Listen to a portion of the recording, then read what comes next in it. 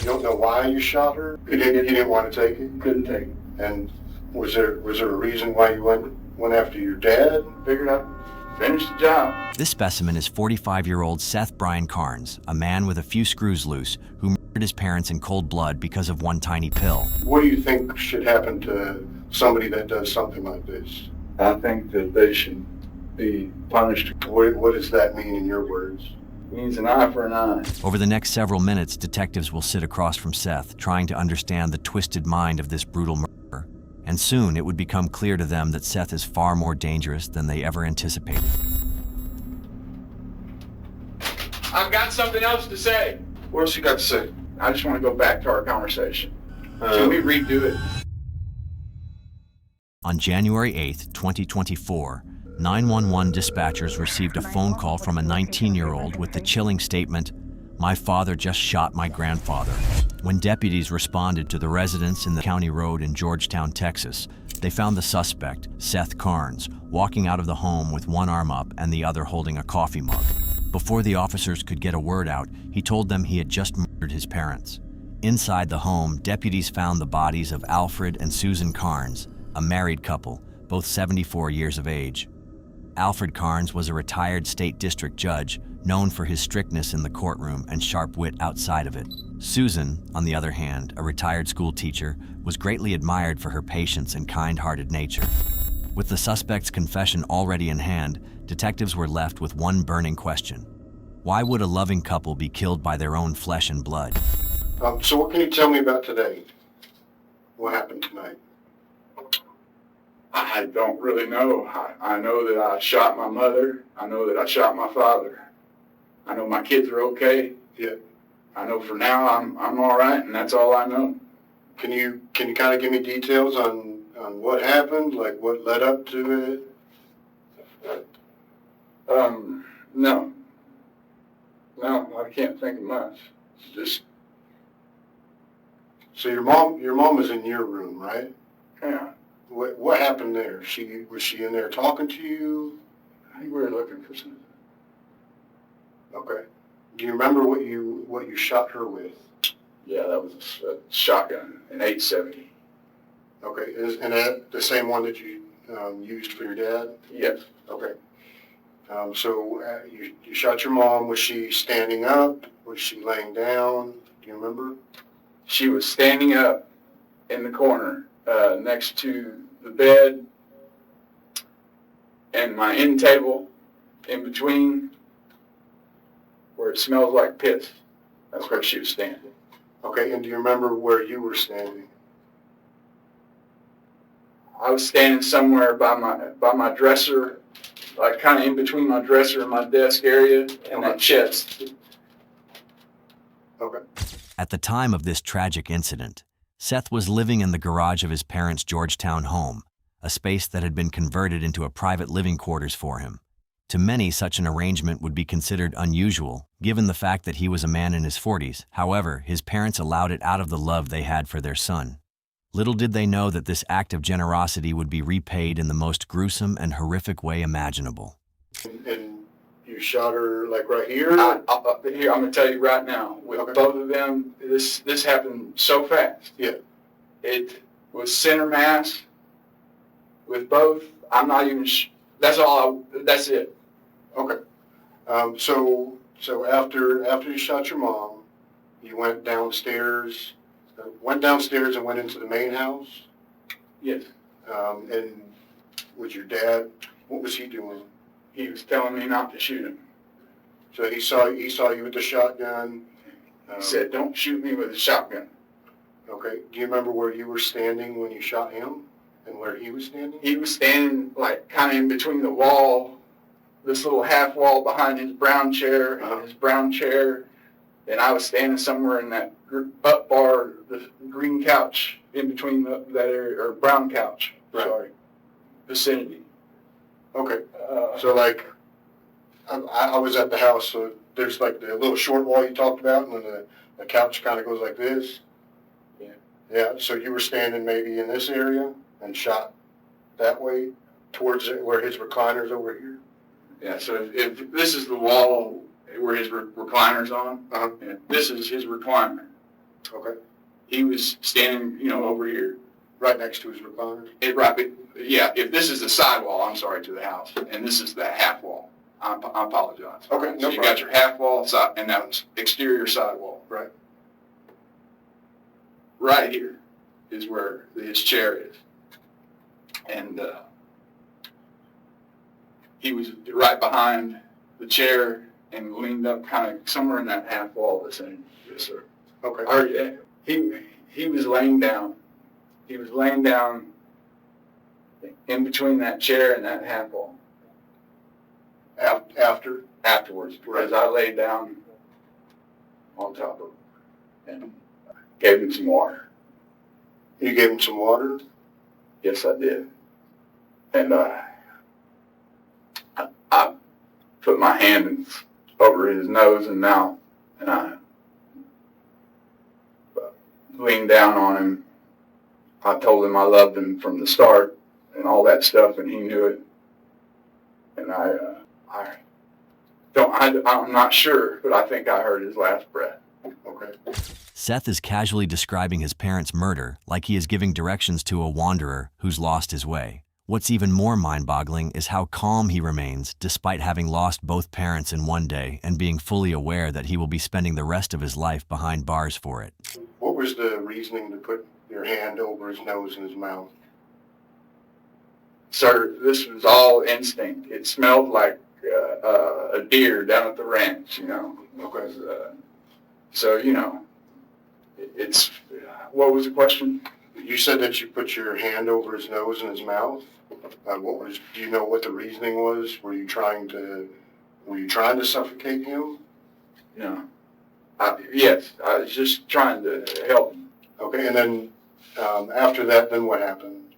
So maybe you put the shotgun down I don't know. in the kitchen. Probably. I would have had to put it down, I guess. Do you remember making coffee? Yes. Instant coffee and coffee. Okay. Do you remember hearing your daughter at all? Yes. What was she saying? Seth's children, who were home during the shooting, not only have to endure the loss of their grandparents, but are now left to carry the memories of that horrific day for the rest of their lives. Healing from such a traumatic incident would most likely require thousands of trips to the therapist. And if watching traumatic stories like this is your kind of thing, consider subscribing so you don't miss the next one. What do you think should happen to somebody that does something like this? I think that they should be punished accordingly. What does that mean in your words?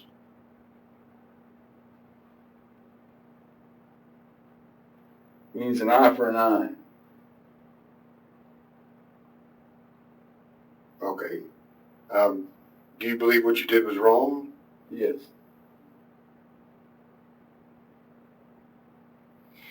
Anything else that you can think of?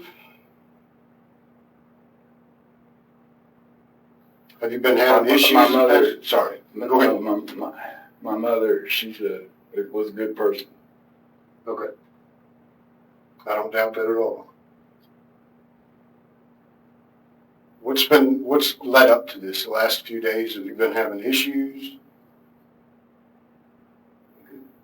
Not sleeping or something?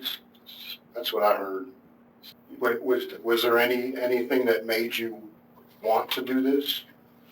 No. It's just looking for something? That's it. Any questions?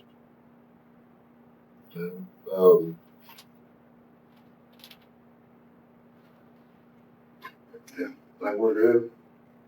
Your kids are good. They're safe. Anything you want us to tell? I already knew that. Yeah. Is there anything would you like us to tell your kids or anybody? No, I'm good. All right. We'll get Castro You don't- back in here. Yeah, go ahead. What was your name? Detective Parks. Pete Parks. Detective Parks. I'm Detective Rudy Pena. You can take a seat, sir. No. I'll take a seat. Detective Pena. Yeah, I'm Seth Carnes. Okay, you can take a seat. Appreciate it. Thank you, sir. I know you didn't want to shake my hand, but I had to shake yours. Okay, sir. That's okay. All right, just sit tight for a minute, okay? Seth's reaction to the entire ordeal is so unsettling that even the detectives struggle to hide their disbelief. At this point, all they're concerned with is figuring out whether the man sitting before them is mentally unstable or just a cold-blooded murderer with no remorse for the irreparable damage he has caused his family. All right, hey, Seth. Detective Parks again. Just want to follow up a little bit, okay? Is that all right with you? What were you and your mom looking for in the room? Do you remember? I'm sure she was trying to put my mouth. Trying to help you go to sleep or something? Probably. Yeah. I couldn't do it. I couldn't do it. You didn't want to take it? Couldn't take it. Okay. And where was the shotgun located? It was in the corner of my room, right next to my bed. So if I needed it, I had it close. Like back by the nightstand? Yes, sir. Behind. So if you're looking at your bed, Right in that 90. if you're looking at your bed on the left side there? Yes, sir. Okay. Wait. If I'm staring at the bed, Yeah, if you're looking at the bed. what are we talking about? The shotgun. Left side. Yes. Left in the side corner. in the back corner? Yes. Okay. If you're staring at the bed, left side, back corner. Okay, below, because you have a gun rack up Yeah. there, so back behind that in the Right. corner? Okay. And you don't know why you shot her? Mm-mm. Just, she was trying to help you get it, and just something triggered, and That's it.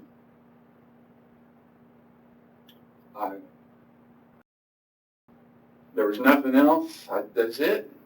and then you went back into the main house, and was there a reason why you went after your dad? They had been looking for something. Figured I'd finish the job. What do you mean by looking for something? I've been looking for something for years. That's all I know. That's all I got to say about it. I don't know what it is. I don't know why. Looking for something to do, or? Yeah, whatever. Okay. Are you upset? No, I'm good. Just a little overtired. Yeah. But you're not upset about what happened? Yes, I'm upset. Okay. This is gonna be different. No, what are you trying to do, Seth? No, I'm just trying to. I'm talking to myself. No. Oh, okay. I'm sorry, Seth. No, you're all right. Okay. What are we speaking about? I'm just trying to maybe get a little more details, see if we can try and understand what got you to this point. I'm just upset, sir. I've been looking for something. We're good to go. Let's move on. Okay? You don't want to talk anymore? No. Okay. One could easily conclude that Seth was not in the right state of mind and probably acted under the directions of internal voices. However, his medical record showed nothing to prove that he suffered from reality distortion.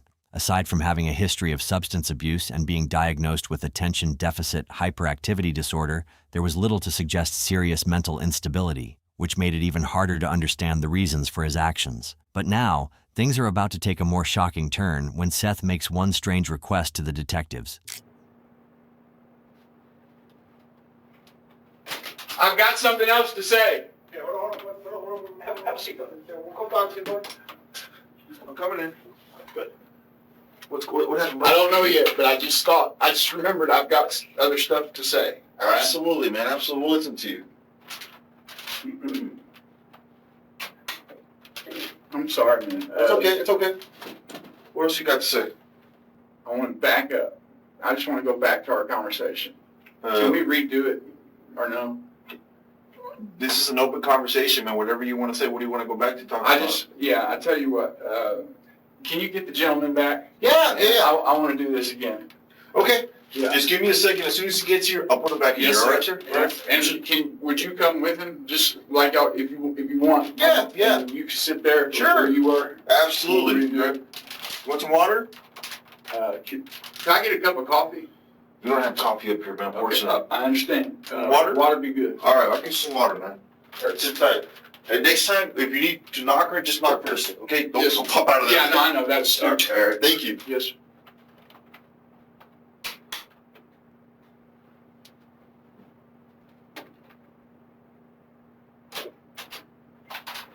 Have a seat. Have a seat. Have a seat. We'll come talk to you, okay? We'll come talk to you.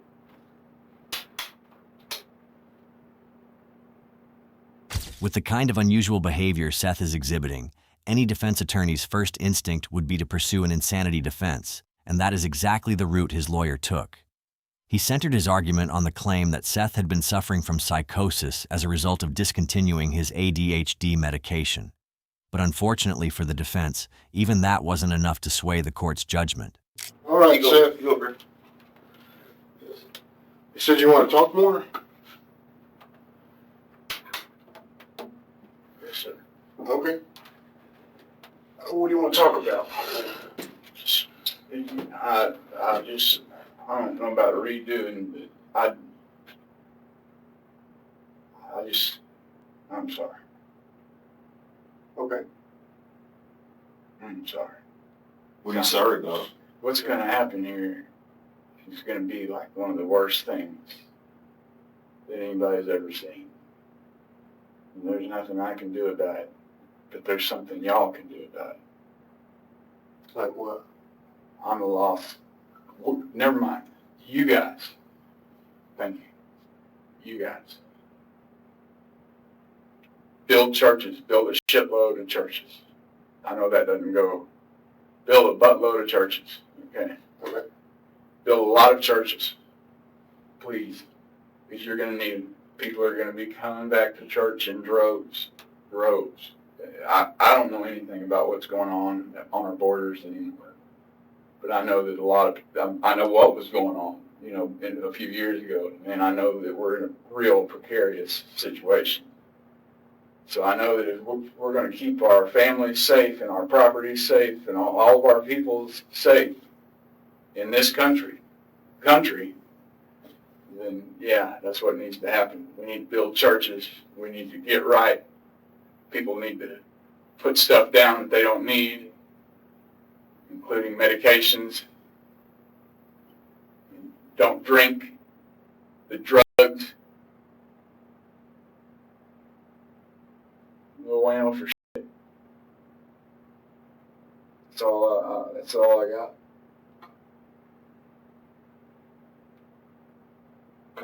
Well, we're gonna get you, so here are the next steps. I'll let Detective Parks kind of let you know what's gonna happen, but, Yeah, so And I also, just so you know, I know that what were you saying? we're going to need to take your shirt and your underwear. Do we have a shirt in there? Or we'll do that downstairs. Upstairs, yeah. We'll do that down the jail. And we'll swap your clothes out. We'll give you some shoes too. Yeah. Okay. All So, right. do you want to chug that? Because you can't take it. Can't take it in? Yeah, you can't take it in, man. So get your water in. I know it's cold. So no blanket in there? They'll give you a blanket and once you're upstairs, yeah, they'll hook you up over there. You good with that? All right, bud. All right, just put it down. Just put it there. Good. You're great. All right. So just want to follow their instructions. Hold on, they'll come in here. They'll follow their instructions, sir, and we'll get you set up, all right, sir? Do me a favor, turn around. Hands behind the bag. Up until the very end, Seth maintained that he could not fully recall the details of the tragic incident, nor was he able to provide detectives with any motive for why he did what he did.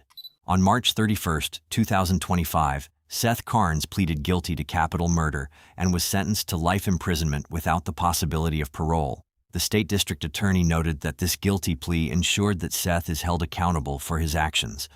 During the plea hearing, Seth expressed his love for his family and asked for their forgiveness for the pain he had caused. Throughout the proceedings, the Carnes family refrained from making public statements and chose to remain private as they mourned their loss. The murder of Alfred and Susan remains one of the greatest tragedies the community has seen. The two were beloved by many, and their absence continues to be deeply felt. Our thoughts are with their loved ones as they continue to navigate the process of grief and healing. Thank you for watching today's video. Don't forget to subscribe and check out one of the craziest cases I've ever covered right here.